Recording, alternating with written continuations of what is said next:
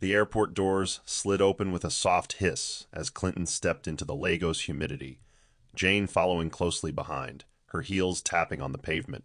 He was relaxed, almost smug, after their week-long escape to Zanzibar, a getaway he justified as time to clear his mind. Jane, dressed in a wine-colored jumpsuit and oversized sunglasses, giggled softly, leaning into him. "Are you nervous she'll know?" she asked, her voice teasing. Clinton rolled his eyes. Harmony wouldn't suspect a thing. She's too busy fussing over the house or texting her brother about her garden. But as they pulled up to their gated estate and walked into the house, the stillness was not comforting. It was deafening. No scent of lavender candles burning. No faint sound of worship music humming in the background. No Harmony. Clinton called out once, then again. "Harmony?" His voice echoed down the hallway. Jane wandered into the kitchen, opening the fridge. "She must be out. Probably went to the market or something," she shrugged. But Clinton's brow furrowed as he stepped into the living room. Her slippers were neatly tucked under the couch, but she never left the house without them. A note sat on the coffee table, folded without an envelope.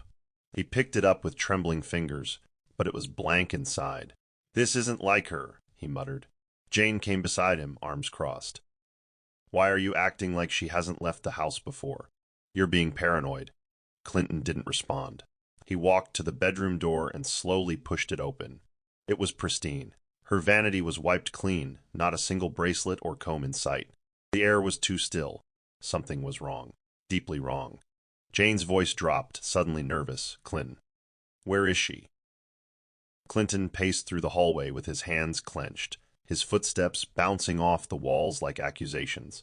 When he entered the bedroom again, his heart dropped. Her closet was barren. Not just a missing handbag or two, but the entire rack of neatly ironed clothes was gone. The floral suitcase they hadn't used since their honeymoon. Missing. Drawers open, some still half closed like someone had packed in a hurry. He opened the kitchen pantry. Her favorite teas were gone. Even the oil she always used for her skin had vanished from the bathroom. Clinton's chest tightened. She didn't just step out. She planned this, he muttered to himself. Jane stood at the doorway with folded arms, chewing the inside of her cheek. "So what if she left? You've been miserable in that marriage for years. You don't get to panic now." "I'm not panicking," Clinton lied, but even he didn't believe himself. His fingers hovered above his phone, hesitating. Who would he call? The police? Her friends? It would make things public, and he wasn't ready for that, not with Jane living in the house. "She's doing this to mess with me," he added, more to comfort himself than anything else. Jane scoffed, walking up behind him. "Or maybe she found out and finally grew a backbone. You should be relieved." Clinton turned to her, his eyes narrowing. "Jane, now's not the time." Her expression shifted. "You think I don't see it?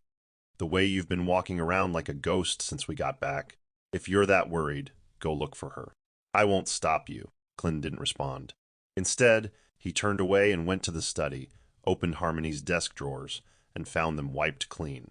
No planner, no notes, just an old family photo tucked into a book spine. She had been silent, but her absence screamed. Percy sat on the edge of his bed, staring at his phone screen for the 6th time that morning.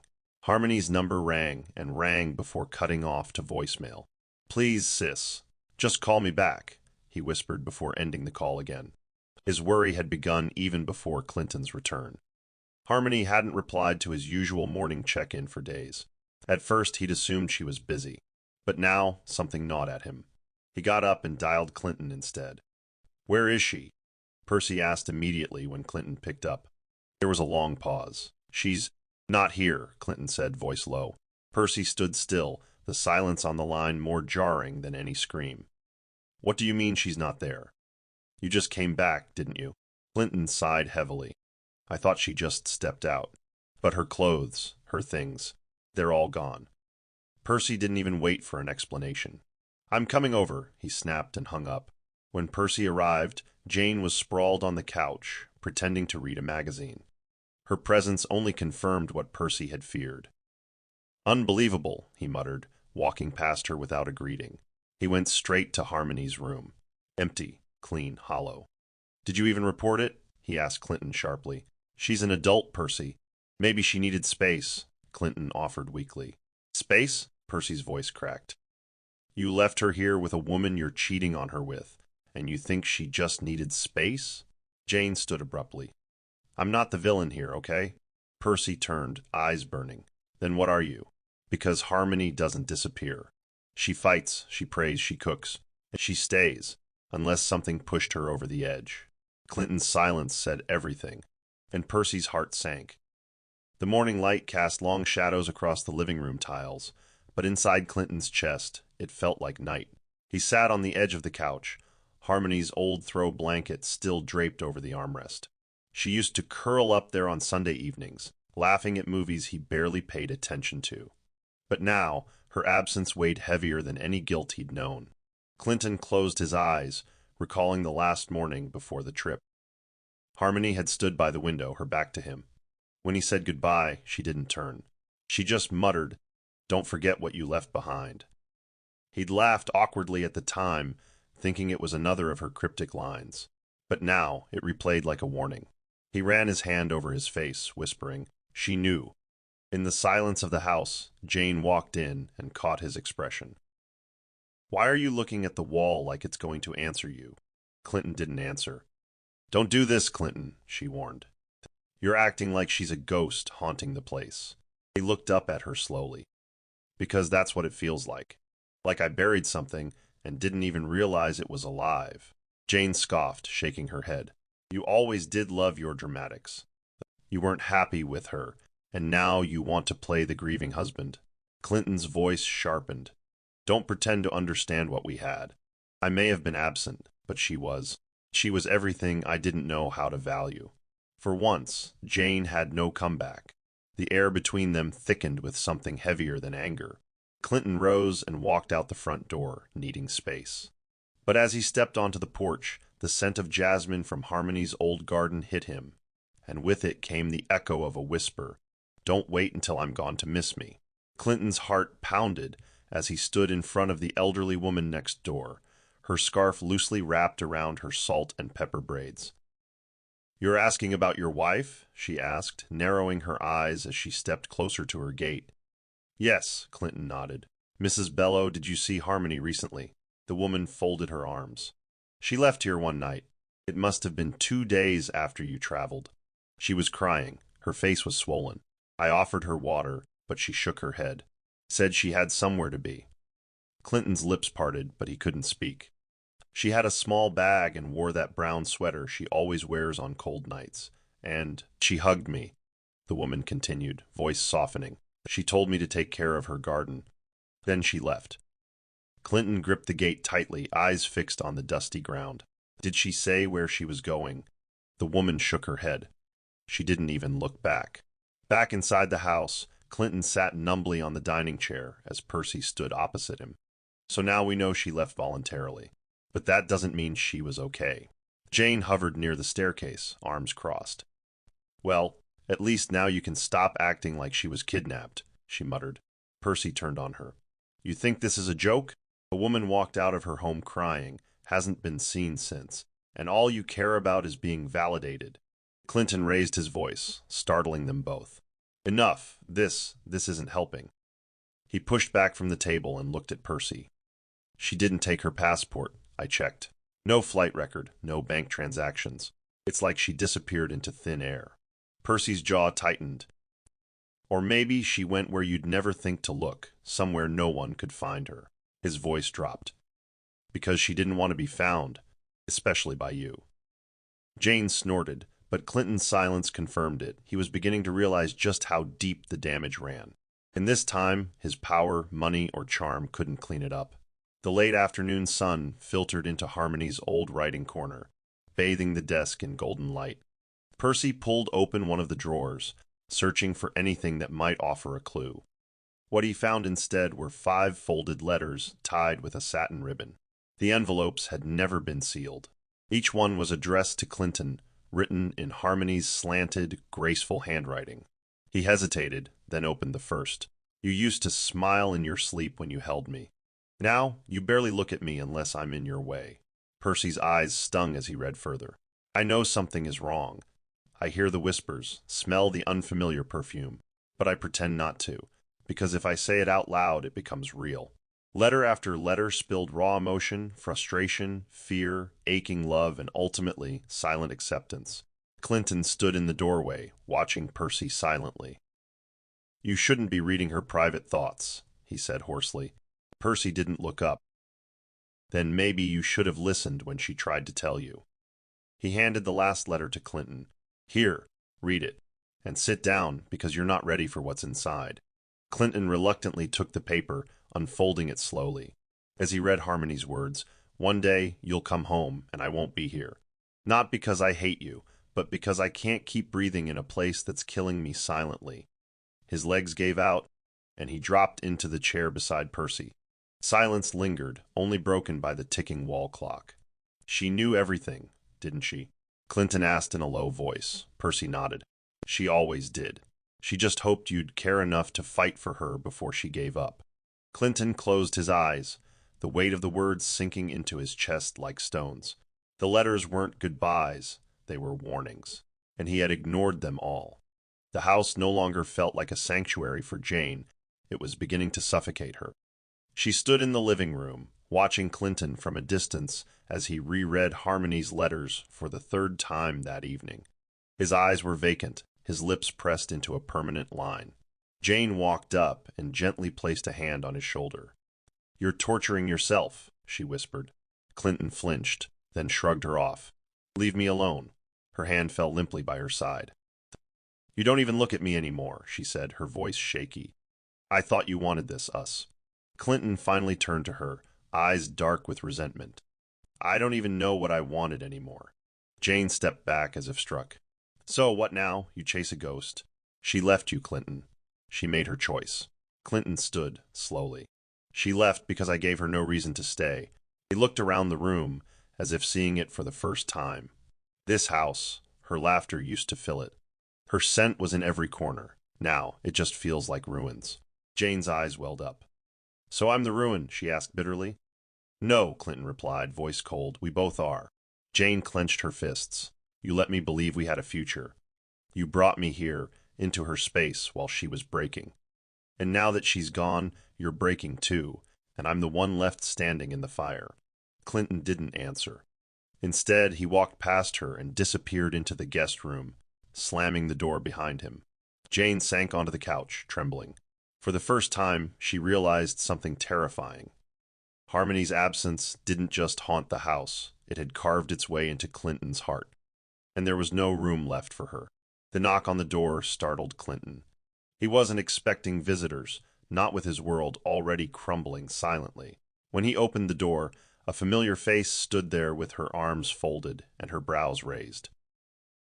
"You look like you've been sleeping on regret," Christabel said coolly. Clinton blinked in surprise. "Christabel? What are you doing here?" She stepped inside without permission, scanning the room like a seasoned detective. "I heard about Harmony. Or rather, I didn't hear from her. That alone was enough to make me book a flight." Clinton tried to maintain composure, but Christabel saw through the facade. "Don't bother pretending. I know that look. Guilt has a way of draining a man's pride." She walked into Harmony's old reading nook, fingertips brushing against the empty shelves. "Where is she, Clinton?" "I don't know," he admitted, voice cracking. Christabel's eyes sharpened. "Then tell me what you did." Jane appeared at the top of the stairs, her presence like a thorn. "And who's this?" she asked, feigning ignorance. Christabel smiled politely, but without warmth. "I'm the one who's going to help fix what your presence helped break." Jane rolled her eyes and retreated upstairs. Clinton rubbed his temples. She left. Took her things. No note. Nothing. Christabel tilted her head. "No one just vanishes, Clinton. Especially not Harmony. She's the kind of woman who apologizes for being late to her own surprise party." Clinton exhaled, slumping onto the couch. She knew about everything, and I think it broke her. Christabel's gaze softened slightly. "Then we're not wasting time. We're going to find her." Her tone left no room for argument. For the first time in weeks, Clinton wasn't alone in the search, but the weight of what they might find still pressed heavily on his chest. Percy stood in his parents' attic, sweat trickling down his brow despite the cool Harmattan breeze outside. Dust clung to old photo albums, boxes of forgotten toys, and worn-out Christmas decor. But something unfamiliar caught his eye, Harmony's old floral suitcase, tucked behind a stack of unused curtains. His heart skipped. He dragged it out, unzipped it slowly, and found it empty. Why would she pack and then leave it here? He murmured. The suitcase was pristine, wiped down recently. Someone had handled it with care. At the bottom, beneath the lining, he found a folded receipt from a clinic dated 2 weeks prior. The name on it, Lena Okwara. His pulse quickened. Harmony. What are you doing under another name? He brought the suitcase to Clinton's house, barging in just as Christabel was sipping tea in the dining room. I found something, Percy announced, placing the suitcase on the table. Christabel stood up immediately, while Clinton approached warily. That's hers, Clinton whispered. Percy nodded. But the name on the clinic form wasn't Harmony. It was Lena, and the dates matched the week before you came back. Christabel leaned forward. Lena, that's not random. That was the name of the character she loved in those old novels, Lena, the woman who faked her death to escape heartbreak. Clinton's mouth fell open. Percy looked between them. So she's alive. Somewhere, using a name only she would have chosen if she wanted to be forgotten. A heavy silence followed. Then we tracked the clinic, Christabel said with resolve. Clinton nodded slowly, but there was something else in his eyes now, fear. Because if Harmony chose to disappear, maybe she didn't want to be found at all. The clinic was small, tucked between a row of shops along a quiet road outside the city. The receptionist looked up as Percy and Christabel entered, her expression guarded. We're looking for a woman who came in about 3 weeks ago. She might have used the name Lena Okwara, Percy said gently, holding up the clinic receipt. The woman examined it, then hesitated. I remember her, she said slowly. She had bruises, looked lost. We thought she was a victim of domestic violence, but she never said much, just stared at the wall like it had answers. Christabel stepped forward. Is she still here? The receptionist shook her head. She vanished the night we tried to transfer her for counseling. No iPhone, just gone. Percy's throat tightened. Gone where? There was one thing, the receptionist added, lowering her voice. She kept whispering a name, Percy, over and over, said it like it was her lifeline. Christabel touched Percy's arm, her eyes welling up. She remembers something, she whispered. The receptionist handed over a page torn from a notepad. On it was a charcoal sketch, rough but unmistakable. A man's face. The lines resembled Clinton. Percy turned to Clinton, who had quietly entered behind them. She was drawing you, he said. Clinton's face paled. So she's alive, but broken. Christabel looked at the sketch one more time. She's not broken, she said firmly. She's trying to find herself in the pieces. And we're going to help her do that. For the first time in a long time, hope peeked through the cracks. Late one evening, Percy sat at the dining table surrounded by documents, sketches, and old photos of Harmony. Christabel walked in with her laptop in hand, eyes wide. I reached out to a friend who handles traffic surveillance downtown, she said, flipping the screen toward Percy. He pulled footage from the street near the clinic's location. Percy leaned closer. The grainy video showed a woman walking barefoot along the roadside, wearing a long beige cardigan and carrying a purse slung over one shoulder. Her gait was slow, almost detached. Percy paused the clip and zoomed in. The woman looked straight ahead, her expression empty, but her face was unmistakably Harmony's. She looked lost, he muttered, like she wasn't fully here. Clinton, who had just returned from a silent walk, approached when he saw the screen. The sight of Harmony in such a vulnerable state knocked the wind out of him. That's the night she disappeared from the clinic, Christabel said, tone grave. She wandered off in the opposite direction of any nearby residence. Percy's voice tightened. No one stopped her. No one asked questions. She was just another invisible woman in pain. Clinton sat down slowly. We've been searching for Harmony, the wife, the homemaker, the woman who smiled through everything. But this version of her, she's someone else now. Someone we failed. Percy's eyes didn't leave the screen. We didn't fail her, he said softly. You did. I'm just trying to undo the damage. Christabel reached into her bag, and pulled out a printed still from the footage. "There's one thing I noticed," she said. She stopped in front of an art studio, stared at it for several seconds before walking away. Percy's heart stirred. She used to paint when she was a teenager, before life wore her down. Hope returned like a flickering flame. Jane watched from the hallway as Clinton stared at Harmony's video, still spread across the coffee table. His focus was unshakable, his emotions unreadable. She had been patient, but now she felt erased. "You don't even look at me anymore," she said sharply, stepping into the room. Clinton didn't flinch. "Not now, Jane." But Jane refused to be ignored. "Not now. That's all you've been saying for weeks. You've turned our lives into a shrine for a woman who left." Clinton slowly raised his eyes. "She didn't leave, Jane. She disappeared because I destroyed her peace. There's a difference." Jane folded her arms. "And I'm just supposed to sit here and be second to a ghost?" Clinton stood up. "You were never first. Let's stop pretending either of us believed otherwise." Tears stung Jane's eyes, but her pride wouldn't let them fall. "So what am I, Clinton? A rebound? A placeholder?" Clinton sighed deeply. "You were someone I ran to when I didn't want to face what I'd done at home. You knew it. I knew it, but you wanted more." Jane's voice cracked. "Because you made me believe there was more." Clinton didn't respond. His silence was colder than anger. Jane walked toward the door, hesitating. "Do you even want me here anymore?" Clinton's answer was quiet but final. "No." Jane left without another word, her heels clicking like thunder across the marble floor. When the door slammed behind her, Clinton sat back down and stared again at the photo of Harmony's distant eyes. He had pushed everyone away in search of her, and for the first time he realized maybe he deserved to be alone. Christabel returned from Harmony's childhood home with a small, dust-covered box under her arm. She handed it to Percy with a bittersweet smile. "I stopped by your mother's house. Found this in a chest under Harmony's old bed." Percy carefully opened the lid and lifted out a tattered journal with pressed flowers on the cover. It was Harmony's handwriting. He recognized it instantly. Christabel read softly from a page. "If I ever feel like I'm losing myself, I'll write to remember who I was."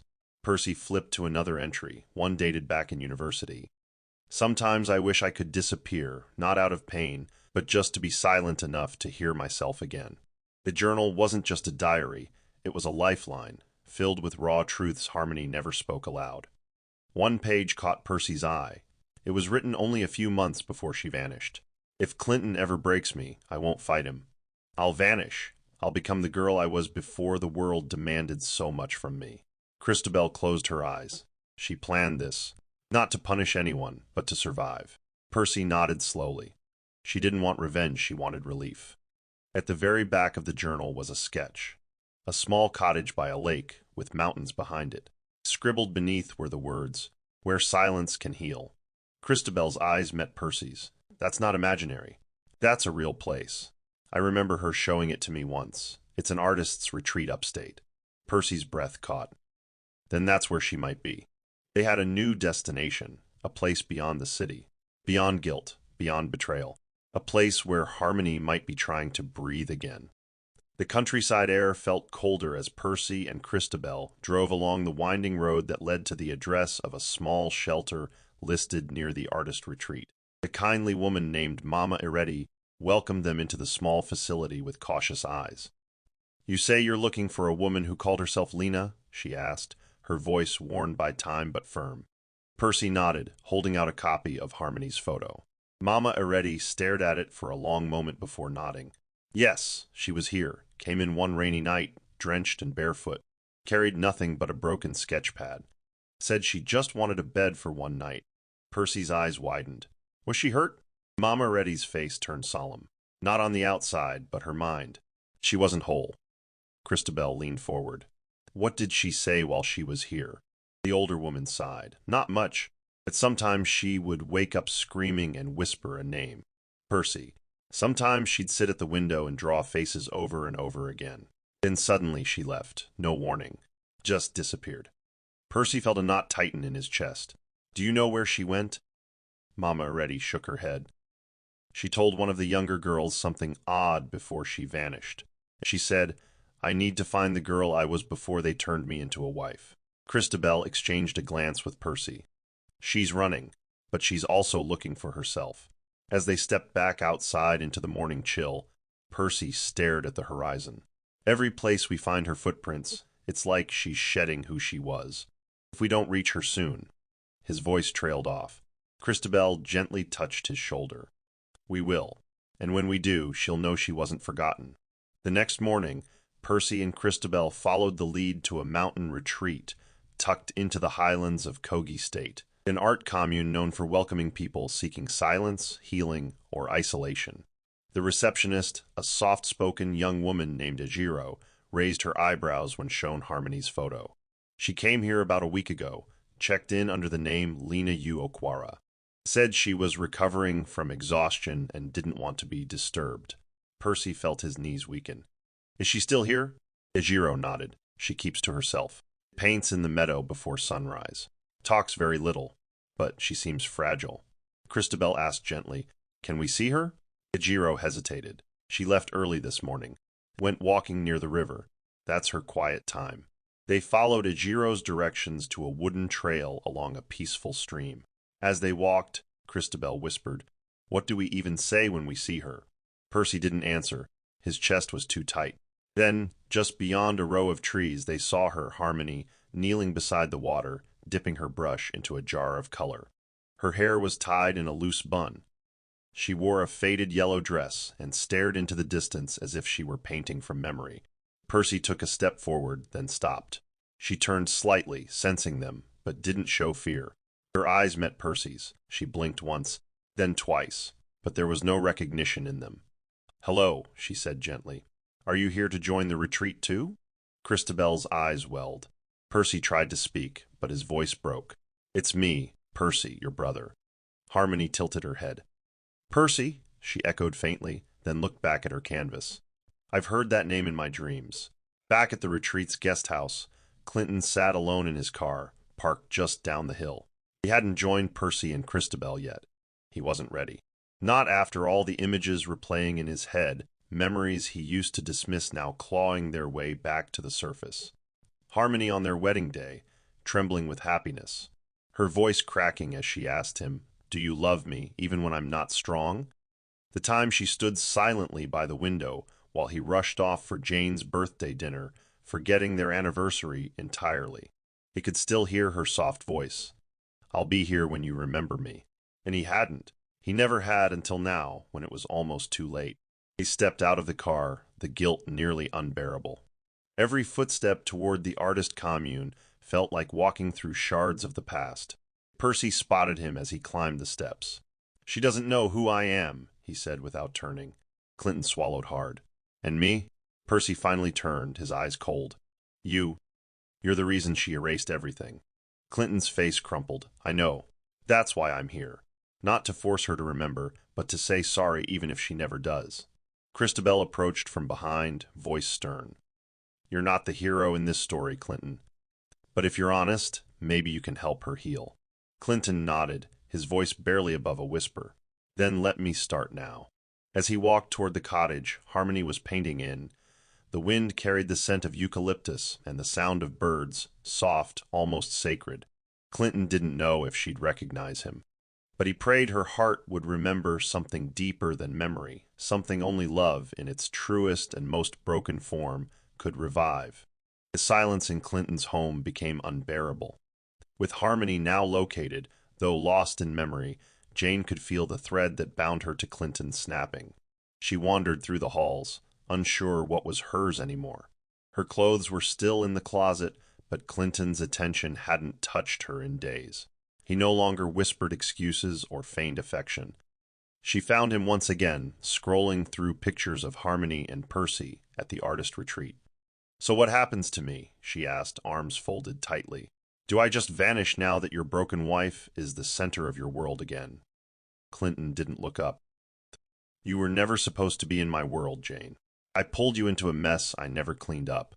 His voice was flat. Jane's lip trembled. You used me, Clinton. For what? Comfort? Distraction? A trophy to hold while you destroyed your vows? He stood now, his face as tired as it was ashamed. I never meant to fall into you the way I did. But I also never loved you the way I should have. Jane clenched her fists, her voice shaking. Don't give me sympathy wrapped in honesty. I stayed because you let me believe Harmony was gone for good. Now she's back and I'm disposable. Clinton walked past her toward the staircase. You're not disposable. You're just in the wrong chapter of my life. Jane's composure shattered as she screamed. There was never a chapter for me, was there? Clinton paused. No, he said softly. Only margins. Jane stared at him, speechless, as he climbed the stairs and disappeared into the bedroom. That night she packed in silence. And by morning, the house was empty again, except this time it was Jane who left without saying goodbye. Percy's phone buzzed early in the morning, just as he was stepping out to meet Christabel for breakfast. The number was unknown. Hesitant but curious, he answered. Percy speaking. The voice on the other end was low, possibly distorted. She's safe, the caller said, but she still doesn't remember the pain. Just the silence. Percy blinked, trying to make sense of the cryptic tone. Who is this? The line crackled. Someone who saw her. She's been in the chapel down the hill from the retreat. She paints there at sunset. You should go. The call ended before Percy could reply. He stood frozen, then turned quickly to Christabel, who had just joined him. We need to go to the chapel, now. The chapel was nestled among trees, almost hidden by nature's curtain. As they entered, the scent of old wood and dried lilies filled the air. Harmony was there, sitting near the altar with a canvas propped before her. The painting was unfinished, but the subject was unmistakable. It was a boy and a girl by a riverbank. Percy walked closer. That's us. When we were kids, he whispered. Harmony looked up, puzzled. You know that place too? Percy's throat tightened. Yes, it's our childhood. You painted a memory, Harmony. She blinked. I keep seeing it in dreams, but I never know what it means. Christabel gently approached. You're remembering without realizing it.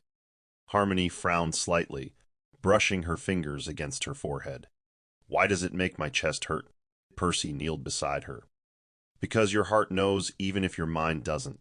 You're finding your way back, one piece at a time. And as the sunlight streamed through the stained glass windows, Harmony looked down at her painting, like she was seeing it for the first time. Later that evening, Harmony collapsed outside the chapel. It wasn't dramatic, just a gentle folding into herself, like a flower giving into the weight of its own petals. Christabel screamed for help, and Percy carried her down to the retreat's infirmary, which referred them to the regional hospital. There, Harmony lay on a hospital bed, her forehead glistening with sweat. The doctor, a middle-aged man with kind eyes, stepped into the waiting area. She's stable, he began, but we ran some cognitive assessments, and I believe we're dealing with dissociative amnesia triggered by trauma.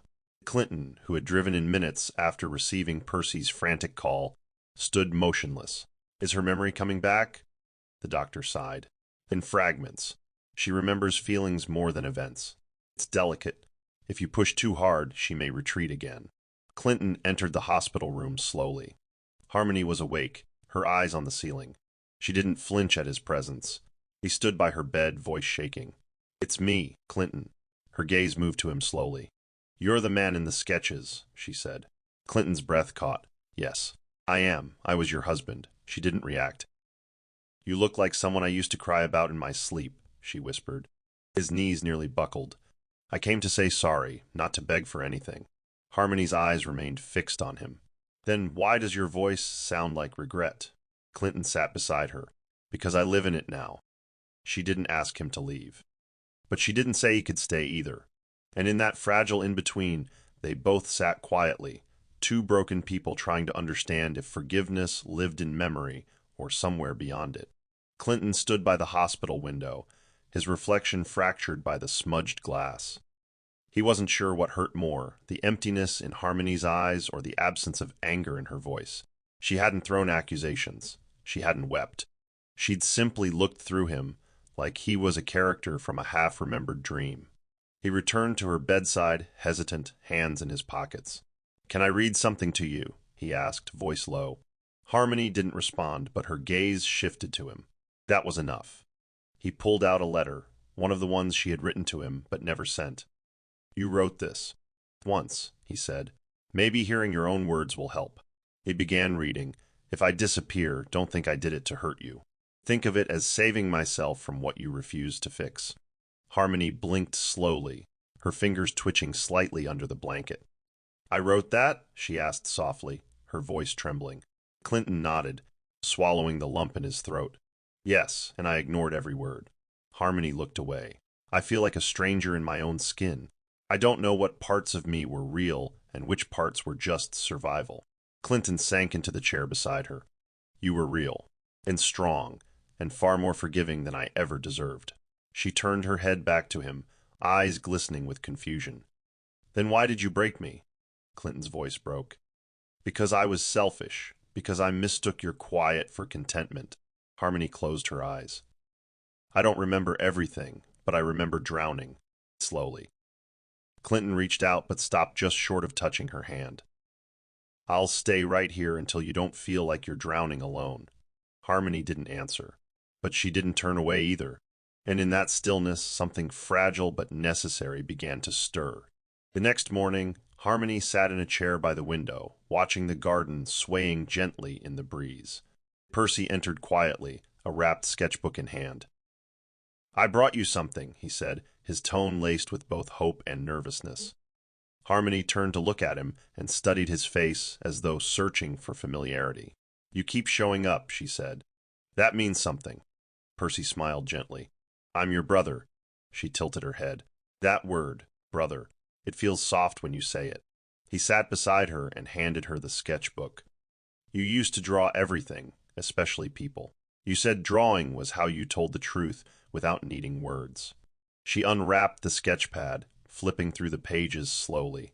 Her fingers traced faded lines, eyes widening at a charcoal drawing of herself laughing in a garden. I made this? She asked, stunned. You did, Percy said proudly. And you made hundreds more. This one. This was the last one you drew before things went dark. Harmony studied it. Why does looking at her make my heart ache? Percy's voice was low. Because you miss her. Because she's you. She looked up, her eyes clearer than they had been in days. You called me Harmony yesterday. But I think I said your name last night in my sleep. Percy's heart pounded. You called me Percy. You always did when you were afraid or needed something. Harmony clutched the sketchbook to her chest. Why did I forget you? Percy swallowed hard. You didn't forget me. Something painful buried the memories. But I never stopped looking. Her lip quivered. I don't know who I am yet. Percy reached for her hand. That's okay. I remember enough for both of us until you're ready. For the first time, she didn't flinch from touch. Instead, she held onto it like an anchor to something true. Far from the hospital, Jane sat across from a private investigator in a dimly lit cafe, a restless edge in her posture. Her hair was pulled tightly back, her expression sharp and unreadable. I want to know who this Harmony really is, she said coldly. The investigator raised an eyebrow. You sure you want to go down that road? Some truths don't come with peace. Jane's lips curled. I'm not after peace. I'm after clarity. Within days, she had a file in hand, photos, background checks, and a sealed manila envelope marked confidential. But when she opened it, her confidence began to crack. In Harmony's past were not skeletons, but strength. Achievements, scholarships, journal entries from therapy sessions, and letters from women Harmony had mentored in secret. Jane stared at the words Harmony had written to one mentee. Even if the world silences you, never forget that your voice has value. You are not invisible. Jane's fingers trembled. She had spent so long trying to eclipse a woman she didn't even understand. Now the weight of Harmony's quiet impact felt suffocating. She crumpled one page in frustration, but the damage had already been done. This wasn't a broken housewife. This was a woman who had survived emotional erosion and still found ways to pour into others. Jane shoved the file back into the envelope and leaned against the cafe window, staring at the passing cars. He didn't love me because I was easy, she whispered to herself. He loved her because she endured what I never could. For the first time, she felt something unexpected, shame, and it stuck to her like smoke. She stood and walked out, leaving the folder behind on the table.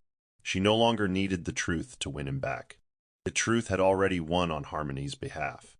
Harmony sat in the hospital's garden courtyard, her eyes tracing the yellowing petals of a hibiscus flower when Christabel approached, holding a small frame wrapped in cloth. "I found something," she said gently, offering it to Harmony. Curiosity stirred as Harmony unwrapped it, revealing an old wedding photo, hers and Clinton's, captured in golden light, their hands entwined. Her eyes lingered on the image. "I know this," she whispered, her fingers brushing the edge of the frame. Then, without warning, her breathing quickened. "That dress, I remember it. The lace scratched my skin, and the music was too loud." She dropped the frame onto her lap, eyes wide with panic. I didn't want to smile that day. Why didn't I want to smile? Christabel knelt beside her. "Harmony," breathed. "You're safe here." Harmony clutched her head.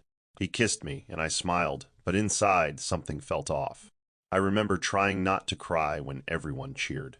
Tears welled up as pieces returned like flashes of lightning in the dark. I wanted it to feel like forever. But even then, something inside me knew it wouldn't. Christabel placed a hand on her shoulder. "It's okay to feel it now. You don't have to hide it anymore." Harmony looked up, broken and bewildered. How could I forget so much, yet still feel the pain as if it just happened? Christabel nodded, eyes glassy. "Because your soul never forgot. And now that it's rising to the surface, we're going to face it with you." Harmony took a deep breath, holding the photo tighter this time. "I think I'm ready to remember, even if it hurts." Later that afternoon, Percy met with the doctor in his office, an envelope of test results and written observations laid between them. "There's something you need to see," the doctor said, sliding an incident report across the table. Percy read the document slowly. "She was found unconscious by a bus station. Head injury. Impact to the right temporal lobe." He frowned. "How come we didn't know this earlier?" The doctor leaned back. "Because she refused to give a real name. She was admitted as a Jane Doe. The trauma wasn't just emotional, it was physical. Her brain protected her by shutting away the memories connected to the trauma." Percy's chest tightened. "So she didn't just walk away, she got hurt trying to leave." The doctor nodded. "Likely. She may have collapsed or fallen. Either way, the memory loss started after the impact." Percy returned to Harmony's room, his face pale, his movements slower. She noticed instantly. "You know something," she said. He nodded, taking a seat beside her. "You were injured the night you left. They said you hit your head badly. That's why your memory, the gaps." Harmony looked down at her fingers. "So my forgetting wasn't cowardice?" Percy shook his head. "No, it was survival. Your brain gave you distance from the pain." She stared ahead, lost in thought. "I remember the rain, and running, but not where I was going." Percy's voice cracked. "It doesn't matter. What matters is that you made it. You lived." A tear slid down Harmony's cheek. "But I stopped living the moment I started hiding from myself." Percy held her hand tightly. "Then maybe it's time to stop hiding." And for the first time since it all began, Harmony didn't resist the truth, she welcomed it. In the city, Jane stood in the hallway of her apartment, a single suitcase by the door. The silence around her was suffocating, not the liberating kind she'd once associated with being alone. Her phone buzzed, Clinton. She stared at it, hesitating, then answered. "What do you want?" she asked flatly. Clinton's voice on the other end was soft. "I'm not calling to fight, just to say I'm sorry for everything. I led you on. I made you believe we had something real." Jane let out a dry laugh. "We did have something. It just wasn't love." He was quiet. "You deserve more than what I gave you." She sighed, gripping the handle of her bag. "And Harmony deserves more than both of us ever knew how to give." Before he could respond, she added, "Don't worry, Clinton. I'm not coming back. Not now, not ever. I spent too long trying to replace someone who never left your heart." He whispered, "I wish I had done things differently." Jane smiled sadly. "We all do, but wishing doesn't rewrite history." She hung up and walked outside, taking a final look at the apartment that had once symbolized new beginnings. As she got into her cab, she looked ahead, not back. In her lap was the journal she found in the cafe. Not Harmony's, but her own. A new one. The first page read, "This time I choose myself." For once, Jane wasn't walking away in shame. She was walking towards something, maybe healing, maybe peace, but finally on her own terms. Harmony sat cross-legged on the hospital bed, a blanket wrapped around her shoulders, but the chill she felt had nothing to do with the weather. The memories were no longer shadows, they were fragments assembling themselves in jagged pieces. She turned to Christabel and asked, "Did I ever fight back?" Christabel's eyes softened. "You tried, Harmony, in quiet ways, but you were also tired of trying." Harmony looked away. "I don't remember screaming, or leaving notes, or demanding explanations." Her voice trembled. "Was I that weak?" Christabel reached for her hand. "No, you weren't weak. You were exhausted from giving everything and being left with nothing." Harmony bit her lip, tears forming. "Did I want to die that night, or just disappear?" Percy stood at the door, having heard her question. "You wanted to be heard," he said gently, stepping inside. "You just couldn't shout anymore." Harmony turned to him, eyes wide with pain. "How do I forgive someone I barely remember? And how do I forgive myself for becoming someone I don't recognize?" Percy sat beside her, placing a photo of their childhood on her lap. "Start by remembering who you were before all this. The girl who laughed too loud and painted until her fingers stained. She's still in there." Harmony stared at the photo, her reflection visible in the glass frame. "I want her back," she whispered. "Then let's bring her home," Percy replied. And for the first time, Harmony nodded, not as a patient recovering, but as a woman reclaiming herself. The following morning, Clinton stood in front of the retreat's chapel, clutching a worn notebook filled with letters he had never mailed. Inside were pages of confessions, apologies, and honest reflections. As the wind tugged at his coat, he waited. Harmony emerged slowly, wrapped in a knitted shawl, her expression unreadable. "You asked to talk," she said. Clinton nodded, his voice low. "I don't expect forgiveness, but I owe you the truth." He handed her the notebook. "These are for you. No rehearsals. No edits." She took the book without opening it. "I don't want to hear promises," she said carefully. "I want to know if you've changed because you lost me, or because you finally saw me." Clinton's eyes filled. "Both," he said honestly. "You were always there, but I was too blind, too self-absorbed to see past my own ego. I kept justifying everything, until the silence you left behind became louder than all my lies." Harmony nodded slowly, her gaze steady. "And now," Clinton swallowed, "now I want to become someone worthy, even if it's too late to be that man for you." She stared at him for a long moment before replying. "Healing isn't about going back. It's about moving forward without dragging the weight with you." Clinton's lips trembled. "Then let me at least carry mine with honesty." She didn't embrace him. She didn't cry. But she placed a hand on his notebook and whispered, "Then start here." She walked away with quiet strength, and Clinton remained behind, humbled, changed, and finally beginning to learn the language of accountability. That night, Harmony dreamed again, but this time it wasn't filled with fear or blank spaces. It was vivid. She stood in a sun-drenched field, her late mother's voice calling her name. "Harmony, don't run anymore." She turned, and there her mother stood in white, smiling with open arms. "I'm tired, Mama," Harmony whispered in the dream. "So tired." Her mother's hands touched her face. "Then rest, but don't forget who you are. You are light. You are laughter. You are not what happened to you." The words wrapped around her like balm. "I want to live again," Harmony cried. Her mother smiled gently. "Then wake up, my girl, and take your life back." Harmony awoke with tears on her cheeks, the dawn peeking through the window. She sat up, pulled out her old sketch pad, and for the first time in years, wrote her full name across the first page. Harmony as in Uzochi. She traced it over and over until it became familiar again. Percy entered quietly and stopped in his tracks. "You're up early," he said. She smiled faintly. "I had a visitor, someone I didn't know I needed." He walked closer. "You look lighter." She held up the sketch pad. "I remembered who I am." He nodded, pride glinting in his eyes. "Then maybe it's time to go home." She looked out the window one last time. "Not back to what was, but forward to what I choose." And in that moment, Harmony wasn't just surviving, she was rising. The hospital discharged Harmony 3 days later, and as Percy drove her away from the facility, the city skyline faded behind them, replaced by the soft rustle of trees and open air.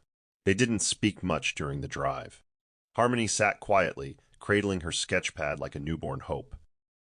When they reached the edge of the retreat where Clinton waited by a bench near the main path, she didn't hesitate to step out.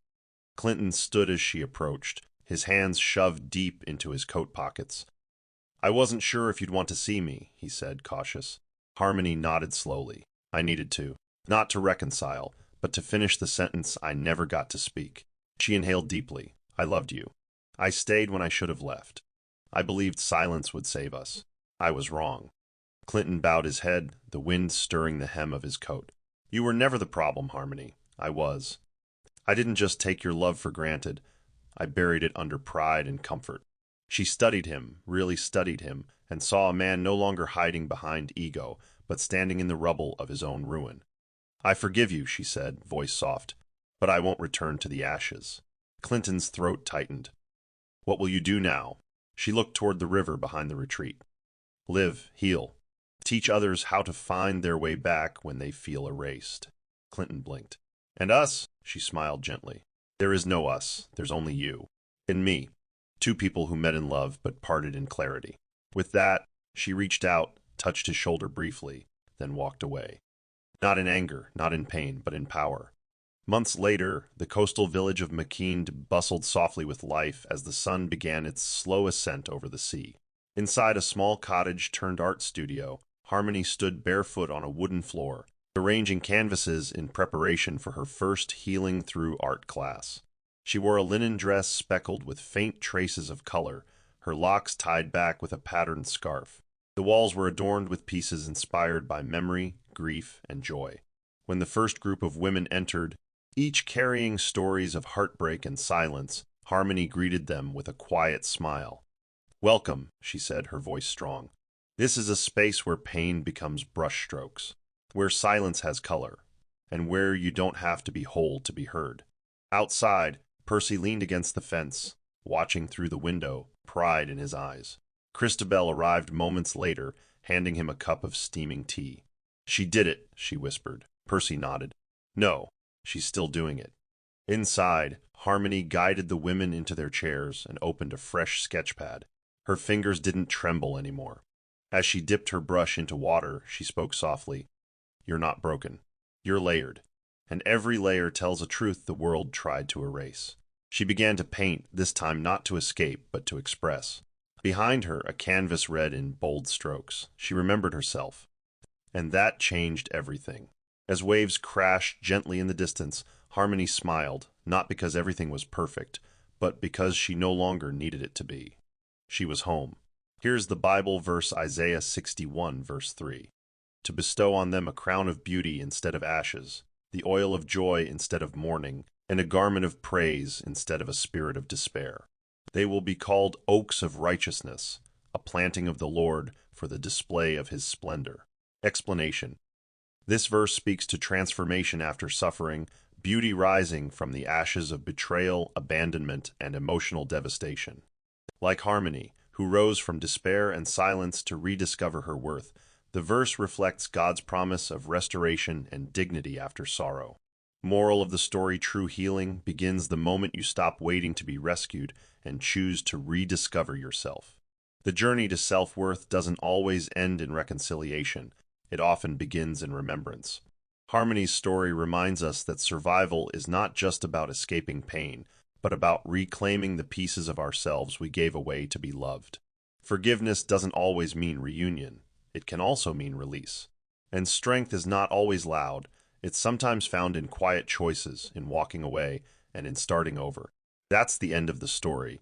What did you learn from this story? Drop your thoughts in the comment section. Leave a like, and don't forget to subscribe and turn on post notification so that you'll be notified whenever we drop our next videos. Also, share this video to someone who might be interested. Thank you so much for watching.